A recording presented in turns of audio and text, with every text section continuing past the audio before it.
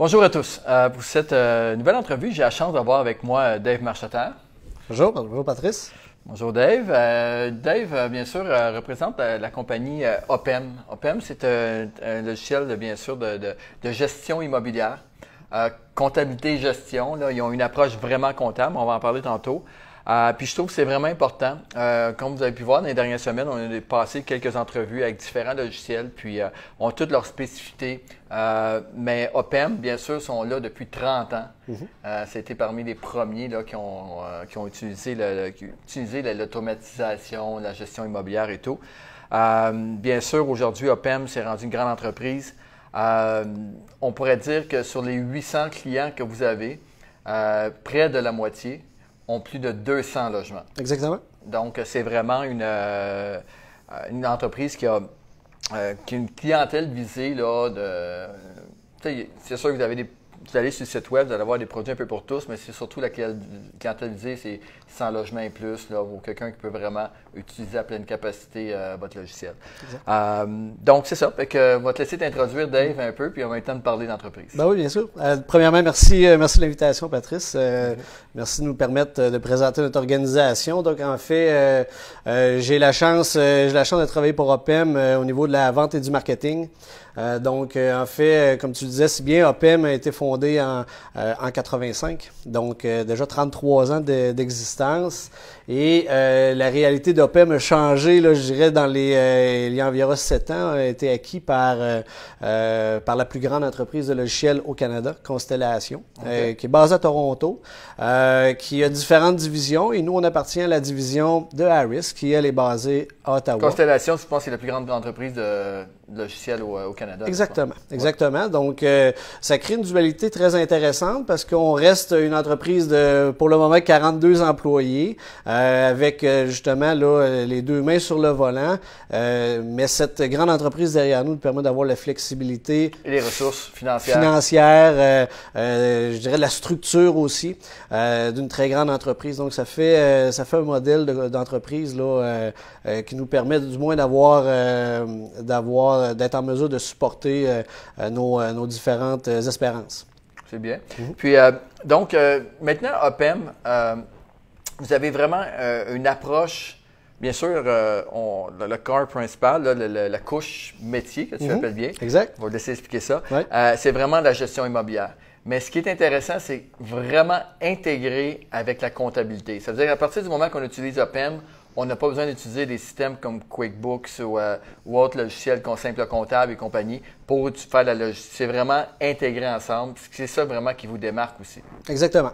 Donc, couche métier, je pense que ça vaut la peine de prendre quelques secondes pour l'expliquer. Donc, en fait, la couche métier, c'est vraiment les fonctionnalités propres à la gestion immobilière. Donc, chez OPEM, on a développé cette expertise-là pour l'industrie de la gestion immobilière dans les 30 quelques dernières années. Donc, la couche métier, c'est vraiment les fonctionnalités qui sont en lien avec la gestion immobilière. Donc, vraiment, à mon sens, la valeur qu'on apporte à l'industrie. Cette couche métier, l'efficacité vient beaucoup de la connexion très forte avec le module de comptabilité. Donc, comme tu le disais si bien, nos clients, en fait, la grande majorité ont simplement notre suite comptable qui est connectée avec leur gestion immobilière. Donc, c'est ça. Fait que ça permet vraiment d'éviter le double entrée. C'est vraiment connecté directement, puis on peut sortir les rapports en tout temps. Vous avez quand même des grandes entreprises qui utilisent. On n'a qu'à penser qu'à Cogir, Cromwell. C'est toutes des grandes entreprises qui utilisent votre logiciel. Fait que maintenant, pourquoi quelqu'un devrait passer à OPEM, là? On s'entend que quelques dizaines de portes, à un moment donné, commence à avoir son tableur Excel, commence à être plein pas mal. Il y a le côté automatisation qu'on connaît, le côté comptable aussi, justement, là, Fait que pourquoi quelqu'un arriverait et utiliserait OPEM? C'est quoi que ça va donner en tant que gestionnaire? Excellente question. En fait, typiquement, on va aller travailler dans un premier temps au niveau de l'automatisation. Là, tu l'as dit plus tôt. Donc, en ayant une couche métier qui nous permet de gérer le cycle de vie du bail, le cycle de vie du locataire dans nos immeubles, on est en mesure d'automatiser toute la génération des revenus. Donc, cette génération des revenus, typiquement le paiement du bail sur une base mensuelle ou autre service, va être directement branché à la comptabilité. Donc, on va automatiser toute cette portion-là, qui est une portion, on s'entend importante, oui. Donc au niveau des revenus. On va être en mesure aussi d'aller travailler en optimisation. Donc, cette portion de génération de revenus-là est souvent composée, oui, du loyer de base, mais de différents services. Pas des stationnements, locker, bon, entre autres services, là, Internet et compagnie. Okay. Ouais, exactement, parce que ça, c'est une réalité de plus en plus présente là, de louer un appartement un peu plus clé en main, donc et tout ça. Donc, ça te permet d'avoir ces différents items supplémentaires-là dans des postes comptables respectifs. Respectif, c'est important parce que tu vas pouvoir associer également les dépenses par rapport. C'est-à-dire que exact. Si tu... là, j'ai l'air reconnaissant, mais c'est parce qu'on a mangé, on a pris un café ensemble un peu, m'expliquer ça. C'est que là, ce qui est intéressant, c'est que tu vas... À partir, mettons que tu loues des stationnements et tu vas chercher des revenus de stationnement, tu vas voir combien que ça coûte entretenir ces mêmes stationnements-là, soit par le déneigement l'hiver sur extérieur ou à l'intérieur aussi.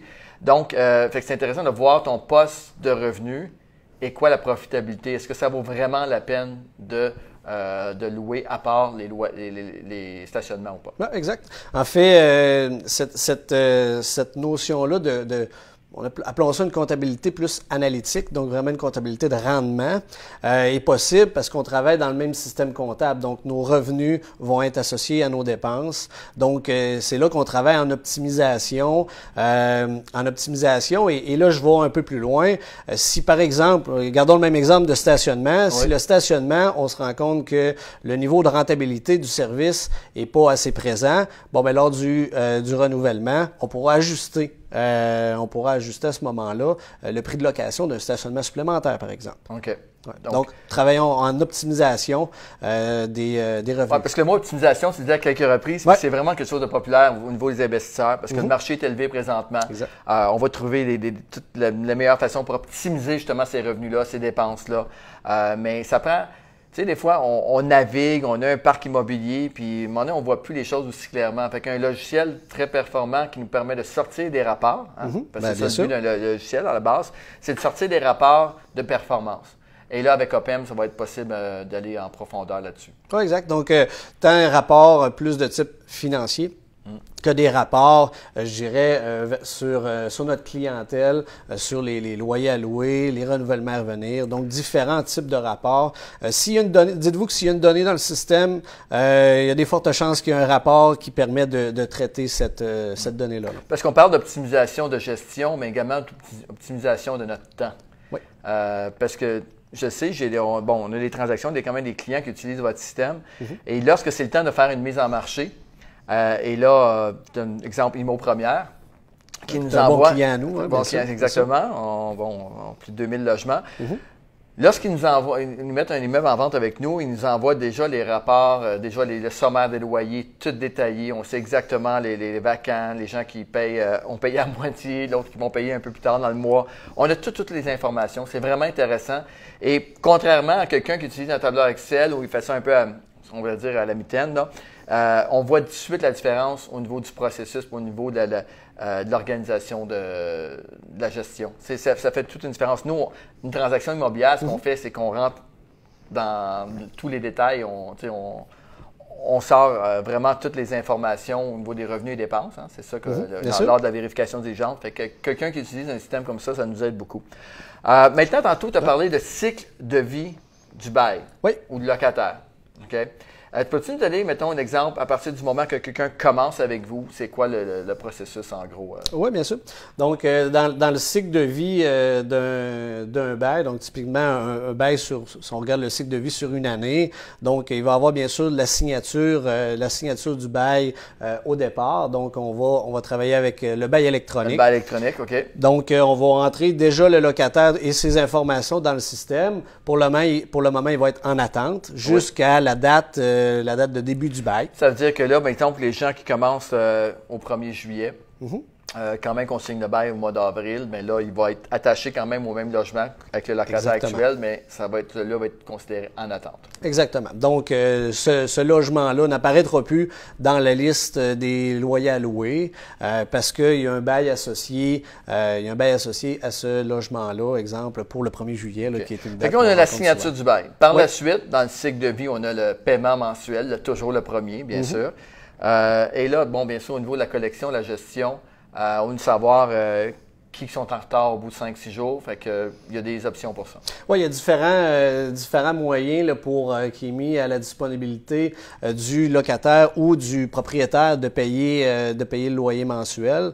Donc, idéalement, on essaie d'automatiser ce processus-là plutôt que d'attendre après un paiement. Donc, différentes fonctionnalités d'automatisation. Je vais en parler plus tard, par exemple, avec un de nos partenaires d'affaires importants, Domumlink. Oui.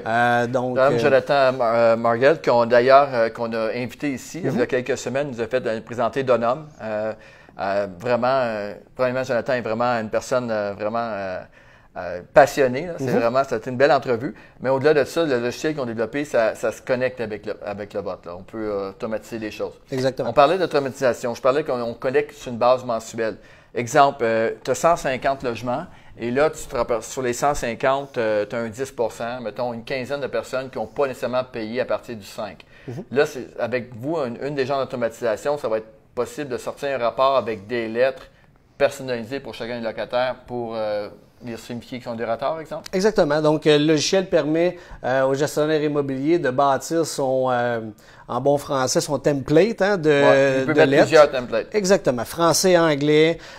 Donc, si par exemple, dans la liste que ce soit par exemple des chèques NSF ou que ce soit des loyers en retard, donc simplement de sélectionner les locataires et automatiquement, le logiciel va générer les lettres dans le bon template, dans la bonne langue. Reste plus au gestionnaire, reste plus qu'à l'envoyer au locataire. Donc, ça permet aussi d'être encore plus optimal. On est plus optimal dans la génération du revenu au départ, mais aussi on augmente l'efficacité dans la génération du revenu lorsqu'il est même en retard. Là. Good. Puis, fait que là, on parle de la collecte mensuelle. Maintenant, on arrive dans le cycle de vie toujours du bail, mettons sur une base annuelle, on arrive au renouvellement, quelques mois avant ou 6 mois avant la fin, en 3 et 6 mois. Comment on fonctionne avec OPEM? C'est quoi les options intéressantes là-dessus? Oui, bonne question. En fait, le logiciel va vous identifier assez rapidement les renouvellements à venir, donc aussitôt à partir de 6 mois. Donc, ça va vous permettre en fait de gérer le taux d'augmentation pour ces différents locataires-là. Donc, ces augmentations-là peuvent être faites en lot. On a même aussi un tableur. On travaille en collaboration avec la Régie du logement. Okay. Donc, on a même un tableur qui permet, en lien avec les dépenses qui ont été faites dans les différentes unités, parce que vous pouvez faire la répartition de vos dépenses dans vos immeubles, dans vos unités, de maximiser le taux d'augmentation selon les formules de la Régie. Le fait que ça soit connecté avec le logiciel comptable, donc les dépenses. Exact. Ça va nous permettre certaines petites dépenses qu'on n'a pas nécessairement pensé d'ajouter lors du renouvellement. Là, ça va tout mettre en considération là, présentement parce que c'est directement intégré à notre logiciel de dépenses. Exactement. Donc, on est en mesure vraiment de maximiser notre taux d'augmentation en lien avec les dépenses réelles. Si on veut s'en tenir à ce que la Régie veut. Exact. Exact. Mais, écoute, c'est sûr que quand on est plus petit parc, on peut peut-être un peu plus aller sur la table de cuisine, négocier, mais quand on arrive à une certaine grosseur de parc immobilier, il faut agir d'une façon un peu plus automatisée, donc établir des processus là-dessus. Parfait. Fait que là, on a parlé du renouvellement. Ouais. Par la suite, fait que là, on a fait quand même pas mal le tour du cycle des options. Par la suite, avec OPEM, on peut ajouter différents modules.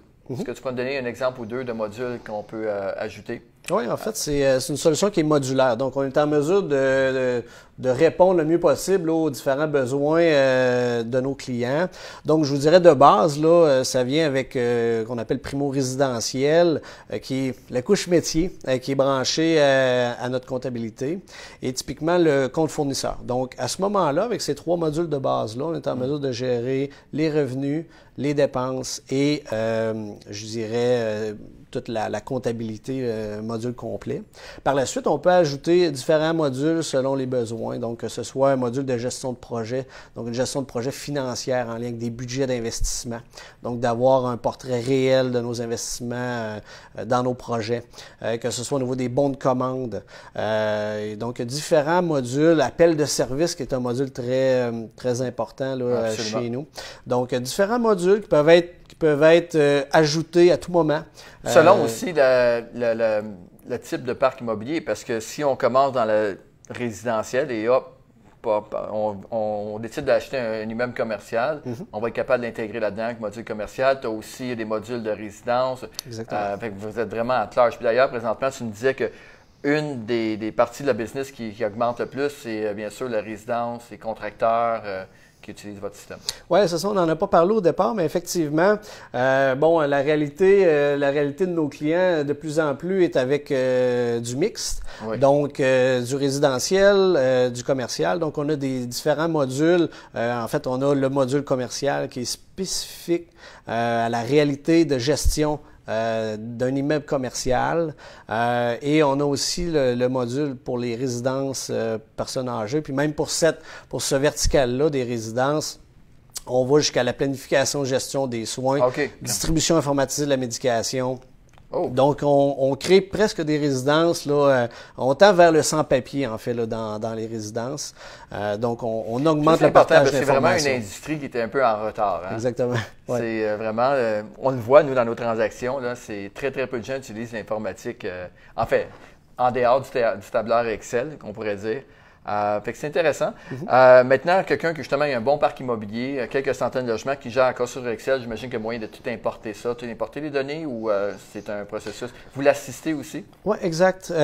Au niveau de l'importation des données, certaines données s'importent, mais je vous dirais que versus un tableur Excel, notre système est beaucoup plus complet. Donc, il y a beaucoup de données qui probablement apparaissaient pas ou n'étaient pas pertinentes dans le tableur Excel qu'ils sont lorsqu'on a un système. Donc, il y a une certaine charge de travail en saisie de données là, pour bien garnir le Vous faites le coaching système. là-dessus, vous aidez les gens là, au niveau de l'intégration. Oui, exactement. En fait, on livre des projets clés en main. Donc, clé en main signifie formation personnalisée par un de nos formateurs. Donc, on va travailler aussi en analyse, donc bien comprendre la réalité du client pour implanter la solution de façon optimale. Et on garantit des projets typiquement sans dépassement de coûts.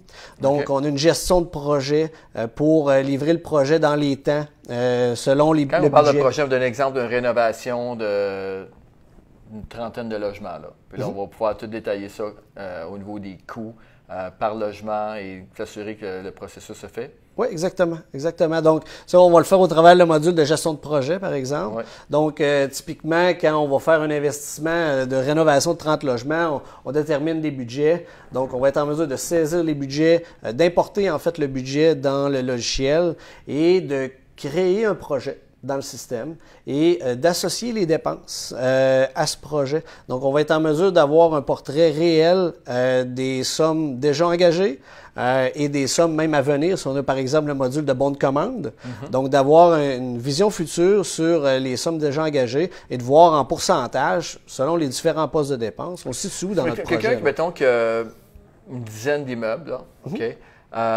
avec différentes compagnies, qui détient à travers différentes compagnies. Est-ce que le logiciel comptable va être capable de bien segmenter le tout? Oui. Ouais. En fait, c'est un logiciel qui est multi-compagnie, multi-immeubles par compagnie. Okay. Donc, vous êtes en mesure de bien monter la structure. C'est pour ça qu'il y a de l'analyse un peu au début, parce que plus les parcs immobiliers grossissent, plus la créativité augmente, je dirais. Donc, les parcs deviennent, la gestion des compagnies devient de plus en plus grande, importante. Donc, on est en mesure de bien reproduire, je dirais, cette réalité-là au niveau des compagnies, de répartir les différents investisseurs en pourcentage dans les compagnies, dans les immeubles. Donc c'est de cette façon-là qu'on va être en mesure de bien schématiser toute la gestion administrative. Oui, puis ça peut être complexe parce que souvent, on a justement plusieurs immeubles, plusieurs entreprises. D'ailleurs, nous, en tant que courtier, on a bien sûr la base de données de tous les propriétaires au Québec. Et puis, c'est assez complexe quand on a commencé à développer ça parce que tu as un propriétaire qui peut avoir, un individu qui va avoir 4 compagnies. À travers ces 4 compagnies-là, on va avoir une dizaine d'immeubles avec différents partenaires, ainsi de suite. C'est vraiment quelque chose de complexe. Je n'ose même pas penser au niveau comptable quand tu arrives à la fin de l'année avec ces différentes entreprises-là. Ça doit être un peu complexe. Fait que c'est intéressant d'avoir ça. Ouais. Donc, en même temps aussi, c'est un logiciel qui peut s'installer sur les postes. La comptabilité, les données peuvent être storées localement ou aussi dans le cloud. Okay? Ça, éventuellement, les gens pourront poser des questions un peu plus techniques là-dessus. Maintenant, Dave, pour compléter l'entrevue, ça peut être déjà rendu une vingtaine de minutes. Où que ça s'en va les prochaines années? Est-ce que vous avez des améliorations qui vont arriver? Est-ce que c'est quelque chose qui qui arrive assez souvent, les updates là-dessus, ou avez-vous des projets précis? Oui, bien, c'est une période très excitante, là, je vous dirais, là, pour notre entreprise présentement. Comme on fait partie d'une grande famille, une des acquisitions récentes qu'on a fait nous permet d'avoir accès à une suite financière, je vous dirais, de calibre international qu'on appelle ERP. Là. Donc, on vient tout juste de signer un premier projet. Donc, la vision est la suivante. Donc, c'est de garder notre couche métier, donc dans notre connaissance du domaine d'affaires. Gestion immobilière. Exactement. Et de remplacer notre suite comptable par cette nouvelle suite comptable de calibre mondial pour permettre principalement nos plus gros clients qui ont des réalités d'affaires plus complexes, qui recherchent des outils d'intelligence d'affaires, donc pouvoir mieux répondre à leurs différents besoins. Donc, quelqu'un qui va travailler, exemple, sur plusieurs territoires. Fait que là, on a beaucoup Québec, Ontario, Alberta, ainsi de suite. Mais là, quelqu'un qui est parmi vos gros clients, sans nommer de nom, on va décider, OK, bon, on va acheter quelques produits en Floride ou à Houston ou à New York. À ce moment-là, ils vont être capables d'utiliser le même système. Oui, exactement. Le plus gros défi, en fait, c'est la gestion du multidevise. Oui. Donc, cette nouvelle suite va nous permettre de le faire. Donc là, on rentre dans une suite financière, là, je dirais, là, d'un calibre quand même relativement supérieur. Alors, on est présentement là, à la mise en place là, de cette initiative chez nous. On entrevoit de beaux développements là, à venir. Donc, c'est une période très, très excitante là, pour nous présentement. Là. Donc, ça va nous permettre d'aller, je dirais, à un niveau, notre suite semble bien répondre quand même aux besoins présents. Parce que c'est des features, c'est des options que ces grosses entreprises-là vont demander, que vous allez pouvoir ensuite refiler à la base de clientèle là, qui a été loyale pendant des années avec vous. Puis, intéressant. Parce que le cœur de Primo donc va continuer, lui, à évoluer et de façon séparée, on va bâtir cette initiative-là. Donc, il va en avoir pour tout le monde. Là. C'est vraiment notre objectif de continuer à faire évoluer l'existant et bâtir. On a parlé tantôt d'un partenariat avec Donomlink. Peux-tu donner un exemple du comment que les deux logiciels peuvent interagir ou travailler ensemble? Oui, ça, c'est un autre axe de développement chez nous. En fait, aujourd'hui, on est déjà connecté là, avec des interfaces API Web, donc avec Donomlink. Domom, on travaille avec eux au niveau là, du lien, je dirais, de se rapprocher du locataire. Hein? Okay. Donc, nous, on s'adresse principalement aux gestionnaires immobiliers. Avec Domomlink, on est capable d'extensionner la relation jusque directement dans le téléphone du locataire. Donc, avec Domom, on travaille au niveau principalement des appels de service, mode de paiement. Communication. Oui, parce exact. Que c'est un système, là, dès qu'il arrive un problème, tu peux envoyer, tu fais un message, ça va rentrer selon l'option que le locataire a choisie par courriel, SMS, vocal. Exactement. Écoute, c'est vraiment évolué ce qu'ils ont fait. Fait que là, pour vous, ça vous permet d'intégrer... en fait, ce qui est intéressant de cette collaboration-là, c'est que principalement, les données sur les locataires sont dans notre système. Donc, pour un client existant qui fait l'acquisition, qui ajoute les fonctionnalités de Domomlink, en quelques minutes, et c'est littéralement quelques minutes, sa base de données qui est dans le logiciel Primo, qui contient l'ensemble de ses locataires, se transfère dans Domomlink. Donc, déjà, il est en mesure d'être pleinement opérationnel dans Domomlink avec la base de données qui est à jour dans son logiciel Primo. Donc, c'est un grand avantage. C'est ça la magie du web, oui. Les API qui peuvent communiquer entre eux. Exactement. Dave, merci beaucoup. Merci pour le temps. Très apprécié. Écoute, je trouve ça vraiment intéressant là, par rapport à d'avoir une entreprise qui était québécoise, bien sûr, qui était quand même un succès québécois. Maintenant, bien sûr, appartient à Constellation Software, qui reste canadienne en fait. Ouais. Ouais, exactement. Mais quand même, vous avez aussi un grand potentiel là, pour les prochaines années. Fait que j'invite tout le monde, encore une fois, je vais laisser les coordonnées de Dave, aussi de l'entreprise OPEM. Donc, on pourrait dire que la clientèle cible, c'est du 50 logements et plus. Mais quand même, jusqu'à plusieurs dizaines de milliers même. Oui, exactement. Parce que vous avez des clients qui ont plus de... Ah oui, qui ont plus de 10 000 portes, on en a certainement. OK. Donc, fait que merci à tous. Puis, encore une fois, si le vidéo vous a intéressé, n'hésitez pas à partager, c'est vraiment apprécié, de taguer une personne ou quelqu'un que vous connaissez qui pourrait être intéressé par le contenu. Puis encore mieux que ça, d'encourager Dave dans sa business et la note aussi. Vous voulez vendre, acheter, financer, on est là pour vous. Donc, merci. Merci à tous pour votre écoute. Merci Dave. Merci, plaisir. Donc, à bientôt.